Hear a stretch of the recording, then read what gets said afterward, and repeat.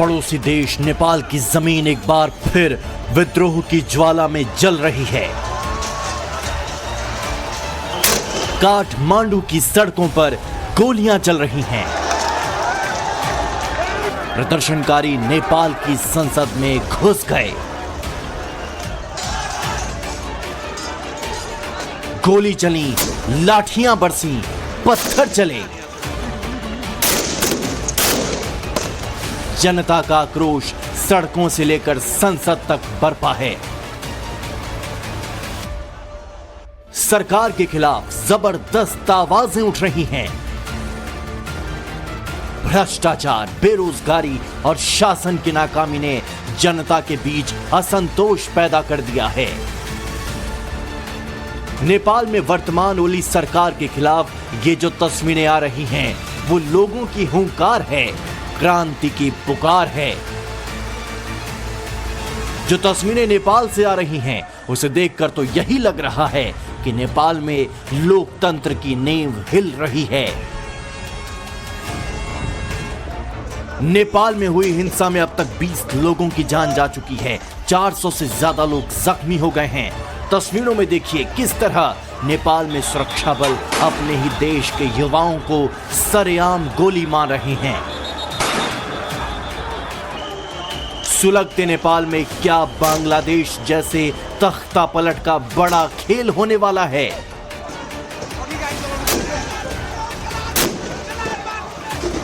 नेपाल में भयंकर बवाल मचा हुआ है। ओली के खिलाफ जेन जी ने ऐलाने जंग छेड़ दिया है।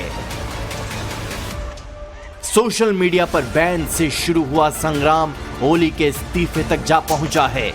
जेन जी ने केपी शर्मा ओली के खिलाफ बगावत की सबसे बड़ी चिंगारी भड़क चुकी है।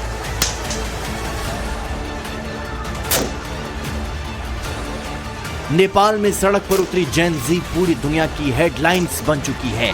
ओली सरकार को मास मर्डरर लिखा जा रहा है, इस्तीफा मांगा जा रहा है। भन्दैमा यो आन्दोलन रुक्नेवाला छैन। हामी विदेशमा जाने छैनौँ। हामी स्वरोजगार हुनुपर्छ। यहाँ भएका तमाम आइटी व्यवसायीहरूको व्यवसाय धराशायी भएको छ।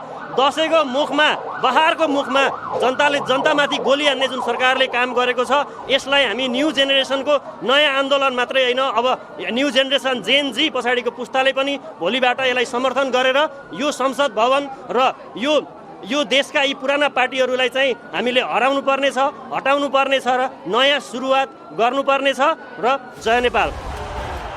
जेन जी के विद्रोह को दबाने के लिए नेपाल की ओली सरकार क्रैकडाउन कर रही है। रात भर घर घर पुलिस का एक्शन हो रहा है। नेपाल आर्मी और पुलिस प्रदर्शनकारी छात्रों की तलाश कर रही है। रात भर नेपाल पुलिस और आर्मी एक्शन में है।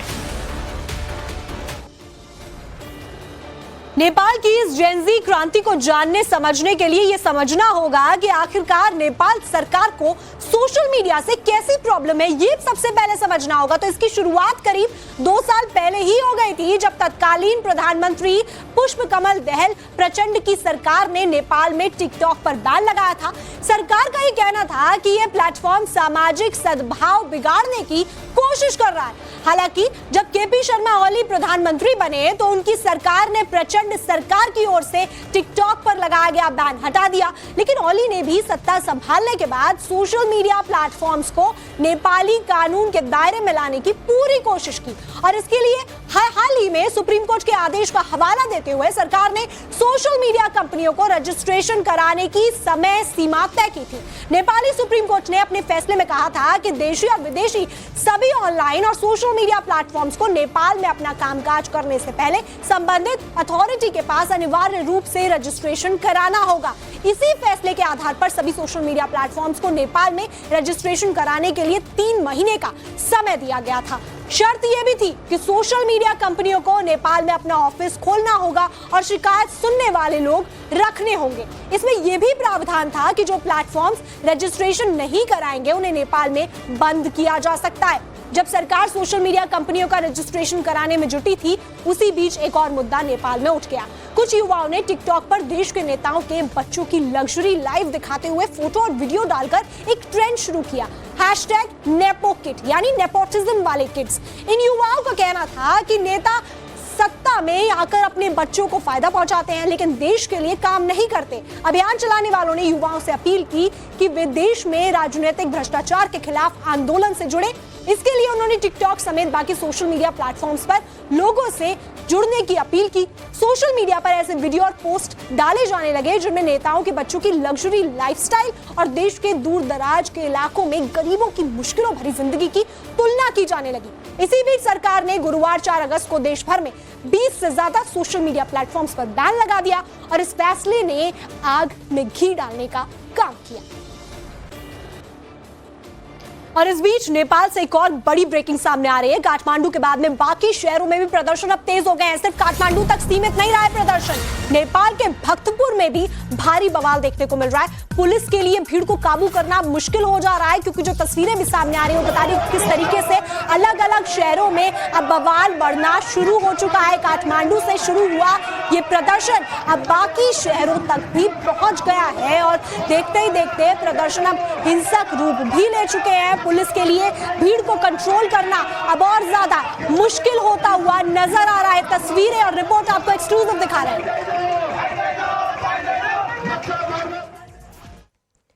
काठमांडू से इस वक्त की एक और बड़ी ब्रेकिंग आपको देते हैं। संसद की तरफ प्रदर्शनकारी बढ़ रहे हैं, पुलिस ने प्रदर्शनकारियों को रोका है। तो ये जानकारी सामने आ रही है कि लगातार जो प्रदर्शनकारी हैं वो नेपाल की संसद की तरफ रुख कर रहे हैं और उस तरफ बढ़ते जा रहे हैं। आपको एक्सक्लूसिव तस्वीरें टाइम्स नाउ नवभारत दिखा रहा है कि किस तरीके से जो हालात हैं नेपाल में वो आउट ऑफ कंट्रोल है। पुलिस के कंट्रोल में नहीं आ रही है स्थिति, सुरक्षा बलों के कंट्रोल में स्थिति नहीं आ रही है। प्रदर्शनकारियों को रोका जा रहा है लेकिन प्रदर्शनकारी जो जेन जी है वो अपनी मांगों पर डटे हुए हैं, हटने को तैयार नहीं है।